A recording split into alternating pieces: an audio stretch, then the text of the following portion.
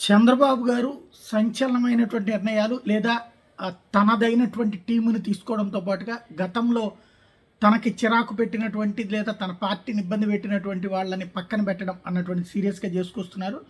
అందులో అప్పటి డీజీపీ రాజేంద్రనాథ్ రెడ్డిని ప్రింటింగ్ అండ్ స్టేషనరీ కమిషనర్గా నియమించారు. ఎట్లయితే ఏబి వెంకటేశ్వరరావు గారిని బయటికి పంపించేసే టైంలో ఇచ్చినటువంటి పోస్టింగ్ అదే ప్రింటింగ్ అండ్ స్టేషనరీ.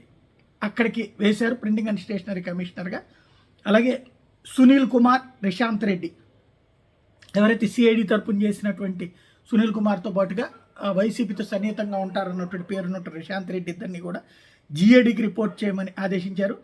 అలాగే ఏసీబీ డీజీగా అతుల్ సింగ్ని, అంటే నిన్న ఐఏఎస్లు ఇప్పుడు ఐపీఎస్లు అనమాట, అతుల్ సింగ్ని ఏసీబీ డీజీగా నియమించారు. అట్లాగే అగ్నిమాపక శాఖ డీజీగా శంఖబ్రత బాగ్చీకి అదనపు బాధ్యతలు ఇస్తూ పూర్తి స్థాయి బాధ్యతలు నిర్వర్తించమని చెప్పేసి ఆదేశాలు ఇచ్చారు. తద్వారా తనదైనటువంటి టీంని రెడీ చేసుకుంటున్నారు.